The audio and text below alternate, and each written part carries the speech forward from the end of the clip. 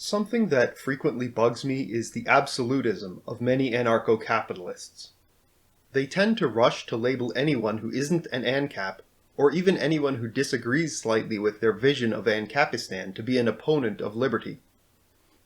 I also notice a lot more people describe themselves as AnCap-leaning than AnCap.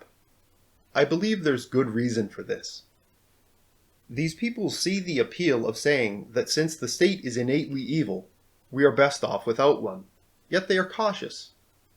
Maybe they are experiencing cognitive dissonance, partially realizing the failure of that statement to acknowledge that the reason governments are evil is that they are made of people, and people are evil. Getting rid of the state won't change that underlying problem. This is why I describe myself as an individualist. I believe maximizing liberty is more important than my personal vision of what maximum liberty looks like. If we want to think about liberty, we first need to define it. If you accept the concept of negative rights, you should implicitly accept that liberty is a negative. No, I don't mean liberty is a bad thing. I mean it's an absence of something. Tyranny, to be specific. So when we talk about maximizing liberty, what we really mean is minimizing tyranny. This is an important concept because it helps us understand two things.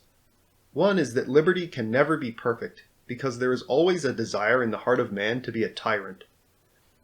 The other is that because human beings are flawed, we always have some level of conflict and wrong others even when we don't intend to. So complete liberty is unattainable. There will always be some level of tyranny. The best we can hope for is an endless struggle to keep that tyranny as minimal as possible. It's my belief that we are so far from maximum liberty, that is, minimal tyranny, that anyone who is certain that it is something we've never seen before, but they still know exactly what it looks like, is being quite presumptuous. If our ultimate goal is maximizing liberty, eliminating the state doesn't necessarily accomplish this. If the burden of vigilance in AnCapistan, the total amount of my time and money that has to go into protecting my freedom, is higher than the burden of a minimalist state, it's less free. Or, if that combined with the burden of dealing with the complete lack of universal standards for anything, including identities of persons, businesses, and properties, interactions outside of contracts, even the basic meaning of words, if those together are greater than the burden of tyranny in a minimalist state, AnCapistan is less free. There's another core issue I see. Capitalism is innately amoral. Whether we agree to a transaction has no bearing on whether it's right or wrong, especially where third parties are affected. Because of this, capitalism cannot act as a substitute for government in matters of morality. No matter what system exists, even at its best, justice involves imperfect people making decisions about what application of force is right. It may be possible to create some sort of legal system that is funded in a capitalist manner, but the problems are exactly the same as with government. You're still talking about the same world, the same flawed, evil people, with the same biases and motives. One more thing I'd like to present as food for thought.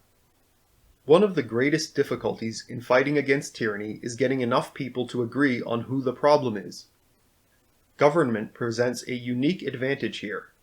Because the only legitimate function of government is to maximize liberty, anytime liberty is being lost, it's clear that the state and its agents are to blame.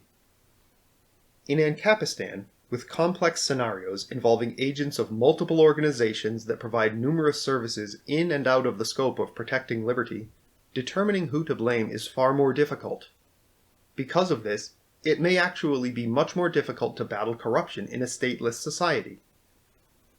So those are the main reasons I view anarcho-capitalism skeptically at best. I could go on with all kinds of questions that no AnCap has been able to answer to me, but that would be missing my own overall point. If we want to make progress toward liberty, we need to focus less on gatekeeping over what the ideal is, and more on turning society in the right direction. I say this to myself as much as to you. Don't be so arrogant as to be certain that you're right about everything. Not only is it incredibly unlikely, but that arrogance will drive people away from you, and harm your and ultimately all of our efforts to make the world a better place. It's fine to have disagreements and debates and argue over ideals, but let's not lose sight of the goal of them and take things so far that we isolate ourselves from people whose cooperation is valuable. We can learn from and capitalize on the damage progressives have done to themselves with their recent descents into internal strife. Let's work together to bring people into liberty movements and build a united front against the ceaseless march of tyranny.